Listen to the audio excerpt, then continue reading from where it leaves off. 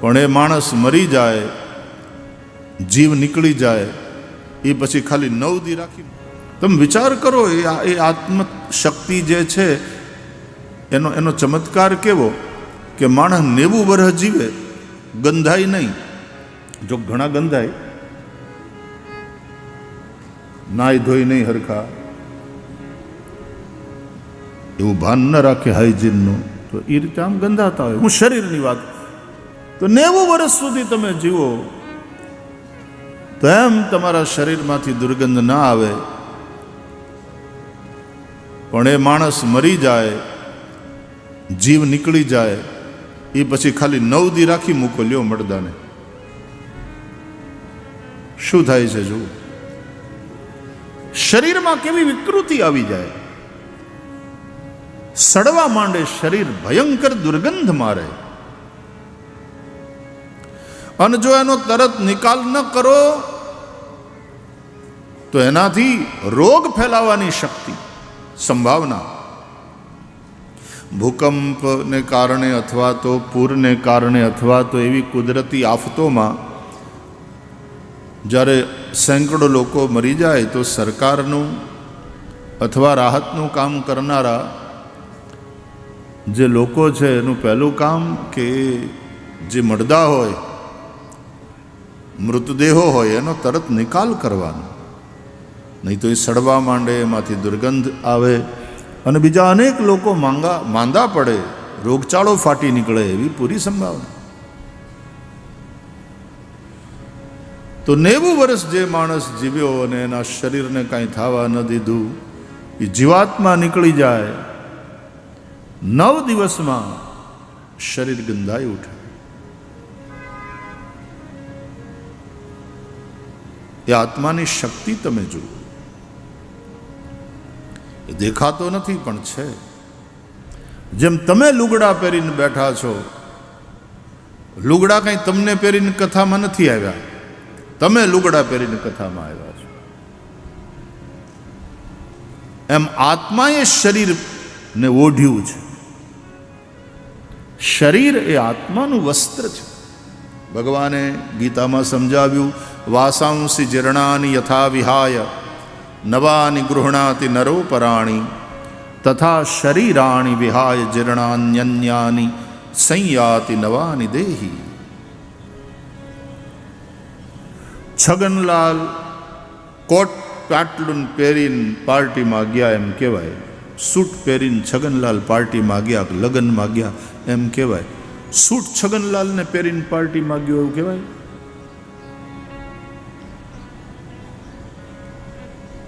એમ આત્માએ જે ચૈતન્ય છે એણે આ શરીર પહેર્યું છે, ઓઢ્યું છે.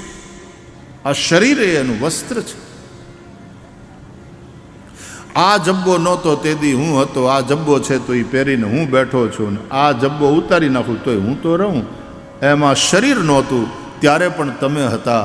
આ શરીર છે તો એ રૂપે તમે છો, અને શરીર નહીં રહે પછી પણ તમે તો રહેશો જ. આત્મા નિત્ય છે, દેહ અનિત્ય છે. જાયતે અસ્તિ વર્ધતે વિપરિણમતે અપક્ષીયતે વિનશ્યતિ. આ 6 વિકાર શરીરના છે, એ આત્મામાં નથી. આવું આપણને ભાગવતમાં પણ સુખદેવજી સમજાવે છે. જાયતે એ જન્મે છે, શરીર પેદા થાય. આત્મા પેદા પણ નથી થતો અને આત્મા મરતો પણ નથી. એ તો ન જાયતે મ્રિયતે વા કદાચિન્નાયમ ભૂત્વા ભવિતા વા ન ભૂયઃ અજો નિત્યઃ શાશ્વતોયમ પુરાણો ન હન્યતે હન્યમાને શરીરે. આવું ભગવદ્ ગીતા કહે છે. તો શરીર એટલે જાયતે, પેદા થાય છે, જન્મે છે. અસ્તિ પછી ટકે છે, જ્યાં સુધી પ્રારબ્ધ હોય, 60, 70, 80, 90, 100 વર્ષ સુધી ટકે. અને ટકે એટલે પાછા જન્મ્યા ત્યારે જેવા હતા એ જ રૂપમાં ટકે એમ નહીં. વર્ધતે એ વધે છે. એટલે બાળક, યુવા, પ્રૌઢ, વૃદ્ધ અવસ્થા બદલાતી જાય. વર્ધતે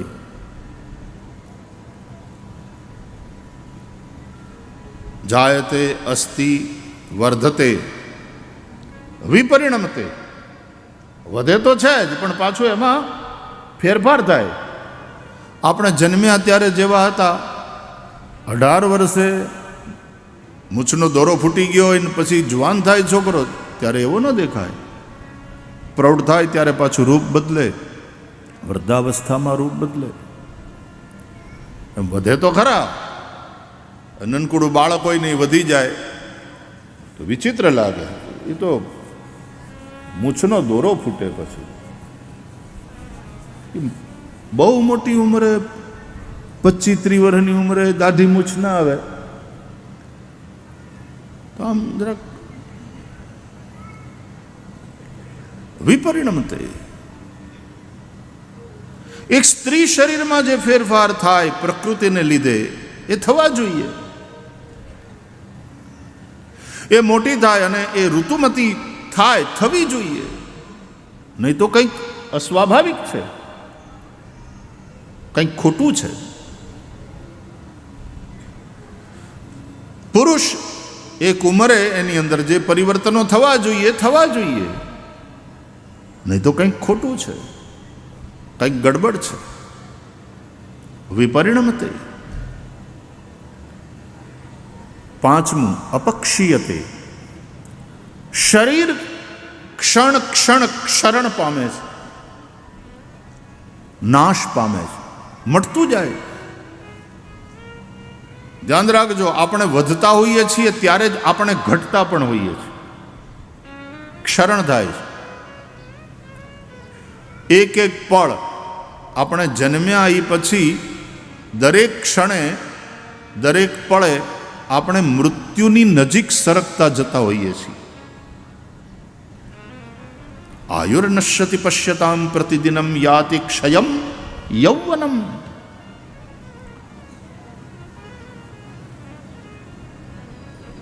મૃત્યુ એ જ નિશ્ચિત છે.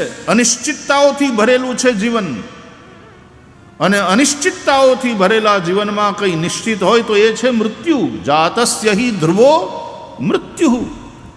પણ એ મૃત્યુ પાછું ક્યાં ક્યારે એ અનિશ્ચિત. એટલે મોતની તલવાર સતત લટકતી રહે છે. અને એટલા માટે માણસે સાવધાન રહેવાનું છે.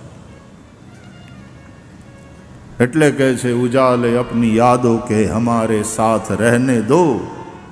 ઉજાલે અપની યાદો કે, હે મારા માલિક, મારા નાથ, તારી સ્મૃતિ સદૈવ બની રહે, તારું સ્મરણ થતું રહે. ઉજાલે અપની યાદો કે હમારે સાથ રહેને દો, ન જાને કિસ ગલી में जिंदगी की शाम हो जाए. खबर नहीं जिंदगी के किस मोड़ पर अचानक जीवन का सूर्य ढल जाए, शाम हो जाए. અને એટલા માટે સ્મરણ નિત્ય. એટલે કે છે એક સાધુ, બહુ મજાના સંત, એ જ્યારે શરીર છોડવાની વેળા આવી, બધા શિષ્યો એમને ઘેરીને બેઠા હતા. દરેકની આંખમાં આંસુ હતા કે અમારો સદગુરુ અમને છોડીને જઈ રહ્યો છે, એનું શરીર સમાપ્ત થઈ રહ્યું. એટલે સદગુરુને કહ્યું કે કંઈક અમને કહો. કહું બેટા, 2 વસ્તુ યાદ રાખજો, એક મૃત્યુને અને બીજા ભગવાન. મૃત્યુથી ડરતા નહીં, મૃત્યુ ડરવાની વસ્તુ નથી, પણ મૃત્યુને ભૂલતાય નહીં. જે મરણને ભૂલી જાય, હું એક દી મરવાનો છું, આ વાત જે ભૂલી જાય છે એ રાક્ષસ થાય છે. હિરણ્યકશિપુને વરદાન મળી ગયું ને એમ માની બેઠો કે હવે હું નહીં મરું, રાક્ષસ થયો. રાવણે વરદાન મેળવ્યું ને એમ માની લીધું કે હવે હું નહીં મરું, અને અત્યાચારી થયો. મરણથી ડરશો નહીં, પણ મરણને ભૂલશો નહીં કે એક ના એક દિવસ જવાનું છે. એટલા માટે સંતવાણીમાં ગાયું, એક દિન સાહેબ મારો સૌને સંભાળશે રે, એક દિન સાહેબ મારો સૌને સંભાળશે રે, લેખા લેશે ધણી પલ પલ કો. એ સાયાજી અમને ડર રે લાગ્યો સોઈ દન કો, ડર રે લાગ્યો સોઈ દન કો. એ સાયાજી અમને ડર રે લાગ્યો સોઈ દન. ડર એ અર્થમાં અહીંયા કે પછી પૂછશે ત્યારે હું જવાબ દઈશું. હારા કામ કરો, હારા કામ કરો, પાપ કર્મ ન કરો.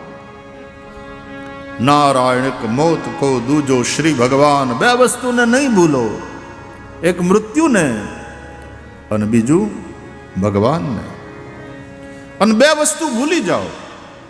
સદગુરુએ અંતિમ ઉપદેશ આપ્યો કે બેટા બે વસ્તુને યાદ રાખજો, એક મૃત્યુને કે એક દિવસ મરવાનું છે ત્યારે સાથે કાંઈ નથી લઈ જવાના, કરેલા કર્મ ખાલી સાથે આવશે. અને બીજું ભગવાનનું સ્મરણ કરો.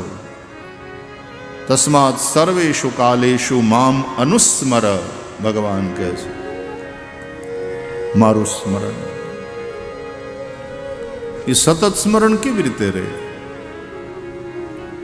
કાંઈ નહીં. જો ઓલી પનિહારી હોય ગામડે જાતી ને કૂએ પાણી ભરવા અથવા નદીએ પાણી ભરવા જાતી તો હેલ લઈ અને માથે એક બીજીને ચડાવે. અને આપણી માવડીઓ આ એવી જબરી ઘરનું કામ કરતી હતી ને ત્યાં સુધી આ માવડીઓ, અને હજી ગામડામાં તો તમે કરો જ છો.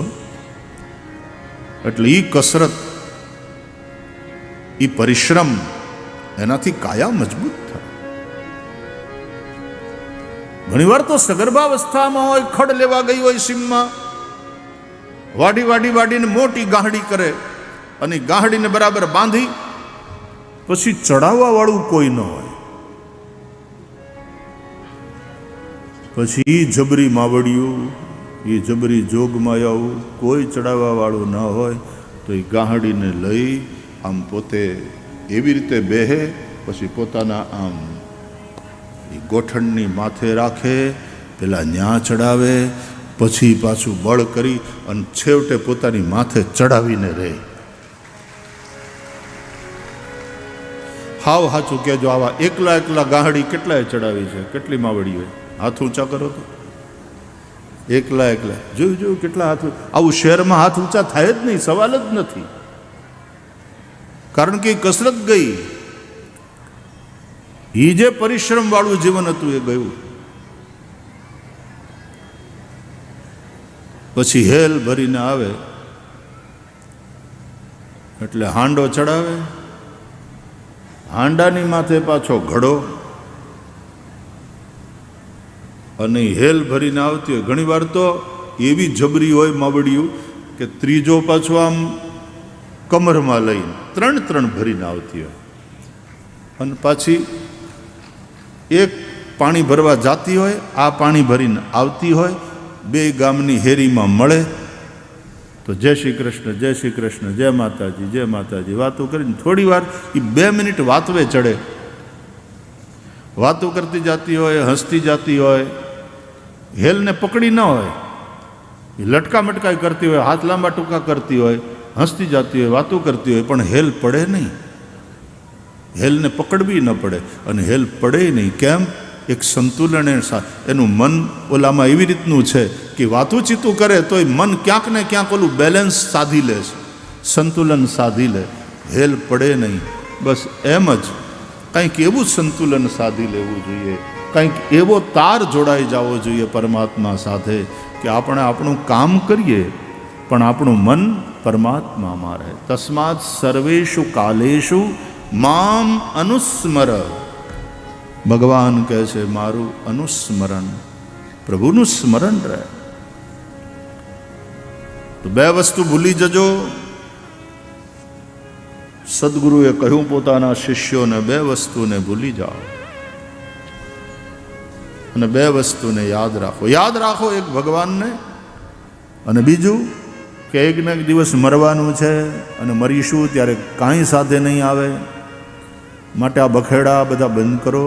જે રૂપિયા માટે થઈને તમે કોકના ગળા કાપો છો, છેતરામણી કરો છો, ખોટા કામ કરો છો, ભેળસેળ કરો છો, એ બધું આઈને અહીં પડ્યું રહી જશે અને કર્મ સાથે આવવાના છે. એમાં સાવધાન, કર્મ કરતી વખતે સાવધાન. તો નારાયણ મોત કોર દૂજો શ્રી ભગવાન. એક મૃત્યુને યાદ રાખો અને બીજું ભગવાનને યાદ રાખો.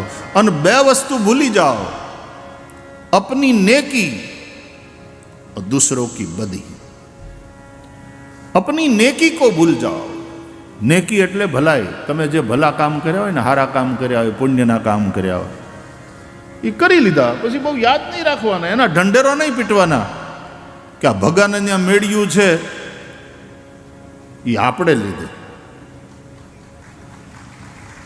મેં એને એ વખતે જો મદદ ન કરી હોત ને તો ભગો આજે ભીખ માગતો હોત. એ મુંબઈ પોગાડ્યો આપણે, લાઈને ચડાવ્યો આપણે, સલાહ આપી આપણે. આજે ભગો જે કંઈ છે એ આપણે કારણે. ભાઈ તું રહેવા દે, એ ભગો કે એ બરાબર કે હું જે કંઈ કાંઈ છું એ કાકાને કારણે, આ કાકાના મારા ઉપર ઉપકાર છે. ભગો કે બરાબર. નેકી કર और दरिया में डाल, એવું કહે છે હિન્દીમાં. નેકી કર और दरिया में डाल. કંઈ સારા કામ કર્યા હોય, કંઈ ઉપકારના કામ કર્યા હોય તો ભૂલી જવાનું, દઈને ભૂલી જવાનું. અપની નેકી, તમે જે કર્યા હોય પુણ્યના કામ તો ભૂલી જાઓ. और दूसरों की बदी को भूल जाओ. બીજાની બદી, બીજાની ખરાબી, બીજાના દોષ, બીજાની ભૂલ, આ બધું ભૂલી જાઓ. એને હું યાદ રાખવાનું?